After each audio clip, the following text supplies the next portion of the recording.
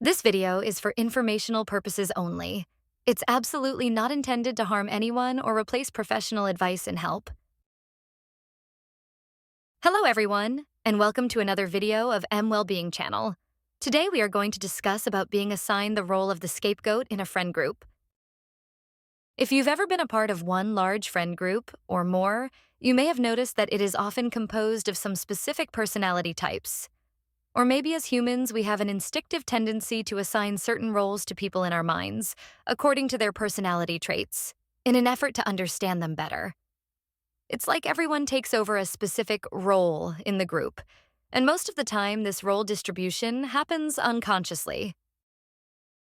While maybe at first this process seems to positively impact the group's coherence, slowly some members start to feel some kind of dissatisfaction.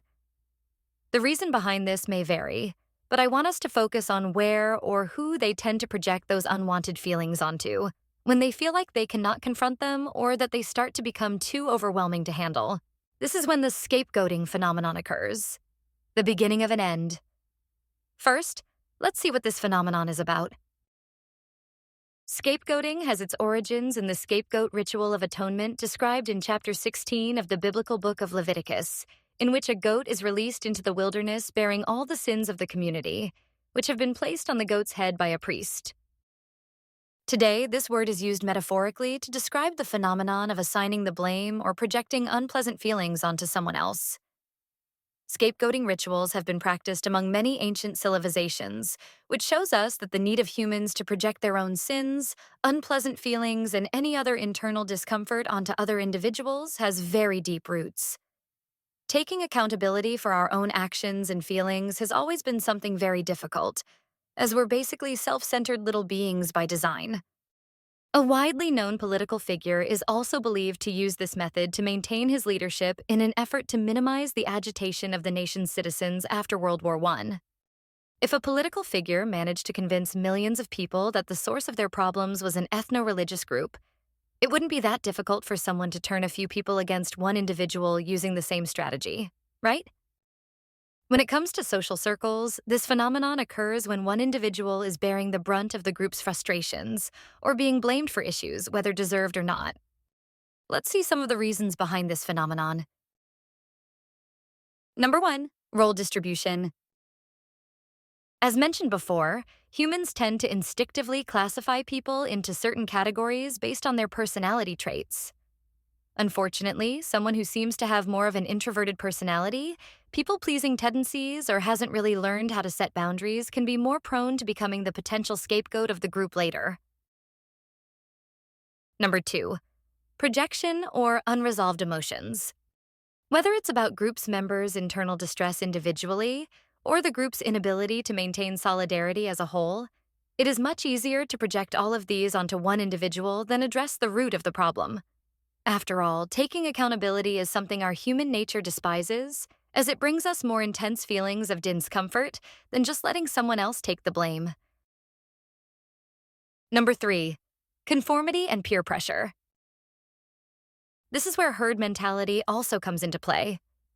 Herd mentality is the tendency of the people into a group to think and behave in ways that conform with others in the group rather than as individuals.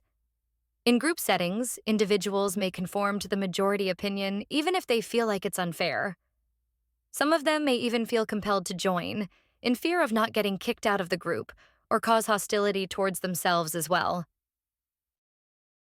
Number 4, scapegoating can enhance the group's unity temporarily. Having a common target can temporarily unite the group. This misguided sense of unity can make members feel closer for a while as they rally against one individual.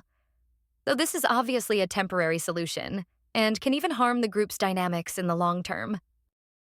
This tactic can obviously have very intense consequences for the targeted individual. Some of these include emotional harm.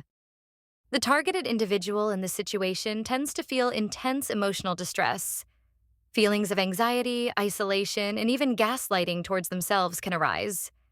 If this situation insists for a long time, it can even escalate into the individual being severely mistreated by his so-called peers. Deterioration of the group dynamics. While scapegoating might bring a temporary feeling of solidarity, it eventually leads to distrust and resentment within the group. This can undermine friendships and lead to a toxic environment, potentially resulting in the group's dissolution over time.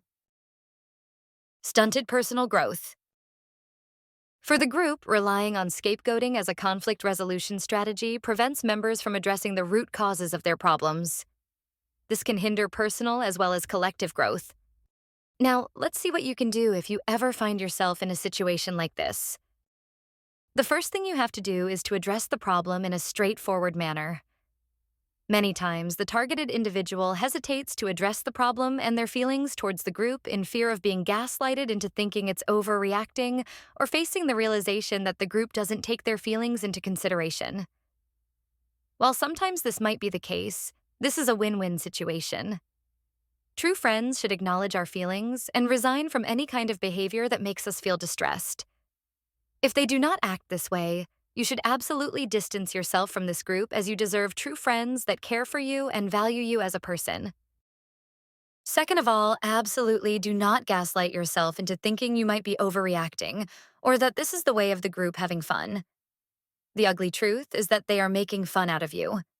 You are the joke for them.